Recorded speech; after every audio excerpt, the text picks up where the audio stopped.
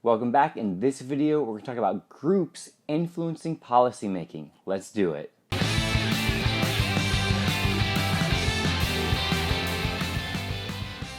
Alright, so in the last video, we discussed interest groups. So there's really three different types of groups we want to consider. Single interest groups, social movements, and protest movements.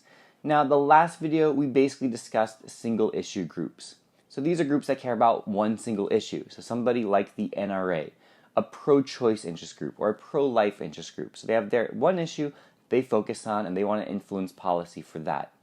Now, social movements and protest movements have the same end goal, which is to influence policy, but the methods that they use are different than those used by interest groups. Social movements are more broad-based efforts to affect policy change.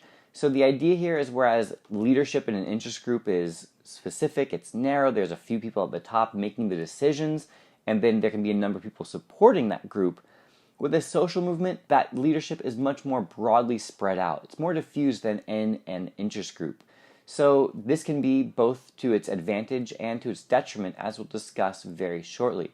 But again, the idea is that it's broad-based, it's encouraging citizen participation and people actively participating to try to influence policy. Protest movements, well, they involve protest and often civil disobedience to try to bring attention to something, to try to make a change in policy. When you think of social movements, think of things like the civil rights movement, or the women's rights movement, or LGBTQ rights movements. So these are good examples of social movements. Protest movements, we could think of things like Black Lives Matter, or the Me Too movement. We can think of things like Occupy Wall Street. Now, it's similar. Again, it's broad-based, it's citizen-based. There's a lot less focus on leadership. Sometimes there really isn't actually formal leadership. But the idea with protest movements is that they're going to be focused on trying to protest to bring attention and to get those policy changes made. One way that they can do this protest can be through civil disobedience. Civil disobedience is the idea of breaking the law, intentionally breaking the law, in order to bring attention to some perceived injustice. And so this can be very effective. Now, again, I don't want us to try to split hairs between a protest movement and a social movement. Like, don't worry about doing that. Because a civil rights movement obviously made use of protest, and it obviously made use of civil disobedience. So don't worry about trying to distinguish these two. I can't imagine test question ever doing that. We're just loosely defining these terms and putting groups into broad categories. So don't worry about getting too specific. So when we talk about these movements, whether it's social or protest movements, it doesn't really matter. Sometimes they become very successful. Sometimes there is a groundswell of public support, and that does lead to policy change.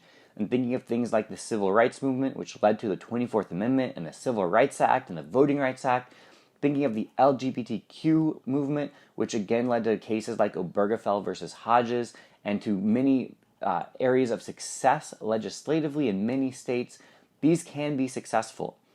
At the same time, because they lack that leadership, they sometimes lack focus, and sometimes they can kind of get scattered to the wind. They aren't as organized as an interest group, which can sometimes be to their detriment, where they end up not being as successful, again, partially as a result of that lack of central leadership, that lack of decision making, and really a lack of focus. So that's it for this video. Until next time, this has been a La Money production. Alright, thanks again for watching this video. Hit that like button for me. Subscribe if you haven't already. I'll see you guys next time.